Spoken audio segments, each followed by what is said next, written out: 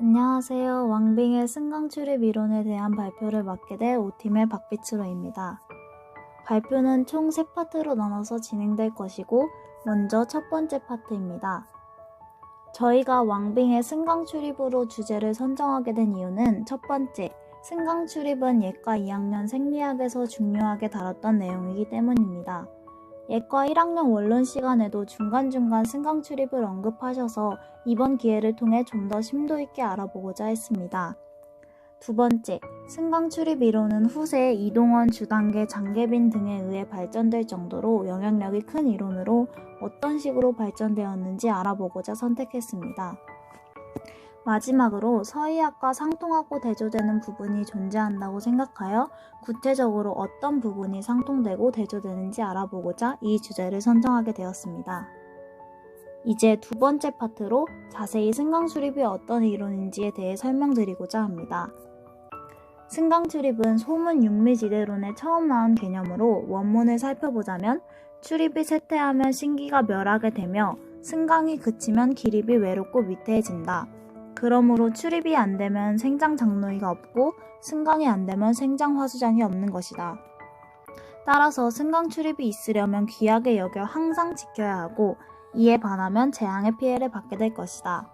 이 원문을 요약한 표를 보시자면 출입은 신기, 생장 장로의와 연관이 있고 승강은 기립, 생장 화수장과 연관이 있음을 알 수 있었습니다. 그렇다면 승강과 출입은 구체적으로 무엇을 의미할까요? 먼저 출입을 직관적으로 보자면 호흡을 의미하나 호흡만을 의미한다고 보면 출입과 신기의 관계에 대한 이해가 제대로 이루어지지 못할 것입니다. 따라서 출입은 호흡뿐만 아니라 정신활동을 이루기 위한 기운의 출입까지 포괄한 개념으로 보아야 합니다.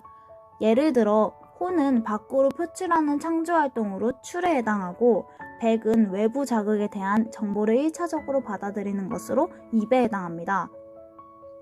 따라서 이런 출입을 통해 동물은 생장 장로의의 과정으로 살아가는 존재라고 볼 수 있습니다. 승강은 외부 기후의 변화로 계절마다 달라지는 음양의 상대적 변화로 생각하시면 됩니다. 따라서 외부의 영향을 받아 생장 화수장하는 식물이 이와 관련이 있습니다. 출입과 달리 승강은 안에서 밖으로, 즉 출, 밖에서 안으로, 즉 입 등의 이런 객체를 벗어나는 공간 이동 없이 드나듦이 없이 특정 공간 아래에서 아래와 위, 아래에서 위, 위에서 아래 등 위치 변화를 하게 됩니다. 그렇다면 신기와 기립은 무엇일까요? 앞선 PPT에서는 이해하기 쉽게 신기를 동물로, 기립을 식물로 연결지어서 설명드렸는데 사실 신기와 기립은 상대적 개념으로 신기는 동물성으로 능동성을 의미하고 기립은 식물성으로 수동성을 의미한다고 보는 게 조금 더 바람직합니다. 신기는 근어 중자라는 말은 외부 변화에 능동적으로 대응하는 힘이 몸 안에 있고 독립적 주체성이 강함을 의미합니다. 기립은 근어 외자라는 말은 외부 변화에 의존성이 강하고 수동적으로 적용하는 존재임을 의미합니다. 이런 승강 출입 이론은 후세 의가들에 의해 많이 발전되었는데 금원대 의가인 이동원은 보토파로서 양승 은강을 주장하며 특히 보중 승양을 강조했습니다. 자음학파인 주단계는 음승 양강, 즉 수승하강으로 자음 강화를 주장하였습니다. 명대 왕류는 이끼 보음을 주장했고 이시진은 약물의 기미승강 이론을 내세웠습니다. 장계빈은 명문 원양의 승을 중시하고 기질학설을 제시하여 오장승강의 바탕이 되었습니다. 청대 의가들은 대체적으로 장부의 승강을 논한 특징이 있습니다. 시간 관계상 이 부분은 PPT를 읽어주시기 바랍니다. 만약 승강 출입이 이루어지지 않는다면 어떤 병리적 현상이 나타날까요? 저희는 동의보감 기문에서 그 예를 찾아보았습니다.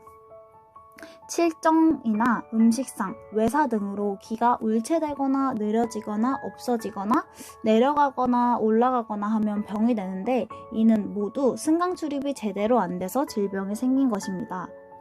이를 통해 봤을 때 인간은 근어 중자로 자율적 행동을 하는 주체지만 천인상응에 따라 사시 순서에 맞게 섭생해야 하는 존재이기도 함을 알 수 있었습니다. 따라서 외부 환경의 변화로 정상적으로 일어나야 할 체내의 승강 출입을 해칠 수도 있으니 인간은 출입뿐만 아니라 기립, 근어, 외작의 측면까지 생각해야 한다고 조는 판단하였습니다. 네, 세 번째 파트로 승강 출입을 한의학적, 서의학적 관점으로 비교 토론한 내용을 발표하도록 하겠습니다. 출입을 간단하게 호흡으로 본다면 한의학은 심폐가 각각 흡기, 호기를 주관하여 장부별로 출입을 구별했습니다. 반면 서의학은 호흡을 폐에서 일어나는 폐조직과 혈관 사이의 기체 교환으로 한정했고 신장이 호흡에 관여한다는 이론은 찾아볼 수 없었습니다. 따라서 정리해보자면 한의학은 호흡을 음양의 출입이 이루어진 것이라고 보았고 서의학은 호흡은 O2와 CO2의 기체 교환으로 보았습니다. 이렇게 대조적인 부분도 있지만 당시 기체 분자에 대한 인식이 불가능했기 때문에 O2가 청하니까 양으로, CO2가 탁하니까 음으로 표현했다고 생각하면 일부 서양의학과 한의학의 접점도 있을 수 있다는 결론을 내렸습니다. 그렇다면 출입과 신기에 대해 한의학과 서양의학은 각각 어떻게 생각했을까요? 한의학에서는 출입해 즉 신기멸이라는 문장이 있습니다. 이때 신기는 정신활동으로 이루어지며 이 신의 기능을 서의학에 대응시켜 보자면 뇌의 역할과 상응한다고 볼 수 있습니다. 출입해 즉 신기멸에서 출입을 호흡이라고 보고 신기멸을 뇌사라고 본다면 호흡이 안 되면 뇌사가 오는 것은 맞습니다. 하지만 뇌사 상태여도 인공호흡기로 강제로 호흡시킬 수 있기 때문에 신기멸해도 출입은 이루어질 수 있습니다. 따라서 출입해 즉 신기멸에서의 출입은 서양의학과 같이 단순 호흡이 아닐 것이라고 저희조는 판단하였습니다. 많은 토론을 통해 출입은 신을 발하기 위한 원동력이라는 것을 의미하는 것이라고 결론을 내렸고 이 의미로 보면 왕빙주의 구멍이 가로로 난 것과 세로로 난 것에 대한 이해가 가능했습니다. 가로로 난 것은 눈과 입으로 본인 의지로 보고 싶은 것, 말하고 싶은 것을 하는 기관으로 능동성을 지니므로 신기라고 칭했고 세로로 난 것은 코와 귀로 맡고 싶은 것만 맡을 순 없고 듣고 싶은 것만 들을 순 없는 기관으로 수동성을 지니므로 기립이라고 칭했다고 생각했습니다. 두 번째로 승강에 대한 한의 서의 관점 비교를 서의에서 승강이 대응되는 부분을 통해 살펴보았습니다. 먼저 내호흡을 보자면 O2가 세포 외액에서 세포로 가는 것은 승, CO2가 세포에서 세포 외액으로 가는 것을 강으로 보았고 식물에서 뿌리에서 줄기로, 줄기에서 입으로 이동하는 수분 흡수의 과정을 승이라고 보았습니다. 또한 광합성과 세포호흡에서 ATP를 합성하는 것은 승, ATP를 분해하는 것을 강으로 볼 수 있다고 생각하였습니다. 인체의 관점에서는 소화에서 영양분을 흡수하는 것은 승, 노폐물을 배설하는 것을 강으로 보았고 만약 이 분해 배설에 하는 강에 문제가 생기면 지방간이 발생할 수 있다고 생각하였습니다. 장계빈이 쓴 경학전서와 유경을 통해 장계빈이 인체 내부의 장부에서 일어나는 승강을 서술하였음을 알 수 있었습니다.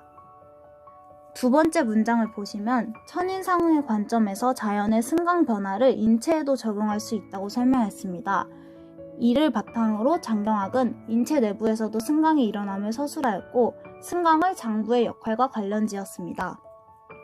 또한 승이 없으면 강이 없고 강이 없으면 승도 없으니 승강에서의 장부 간 유기적 연계도 중요시해야 했습니다. 이러한 연계를 고려한 것은 한의학이 서양의학보다 뛰어난 점 중에 하나라고 생각하였습니다. 네, 발표를 요약하자면 승강 출입은 소문 육미지대론에서 처음 언급된 개념으로 후세 여러 의가들에 의해 발전되었다. 출입은 호흡뿐만 아니라 정신활동을 이루기 위한 기운의 출입까지 포괄하여 능동성을 의미하고 승강은 외부 기호에 의한 음양의 상대적 변화로 수동성을 의미한다. 인간은 신기, 근어, 중자뿐만 아니라 기립, 근어, 외자의 측면까지 지닌다. 서양의학은 출입은 단순 호흡으로 보지만 한의학은 더 넓은 의미를 가진다. 서의학에서도 승강으로 설명되어지는 부분이 몇몇 있다. 한의학은 승강 출입에서의 장부 간의 유기적 연계를 중시하였다. 네, 질문이 있으면 질문해 주시기 바랍니다. 감사합니다.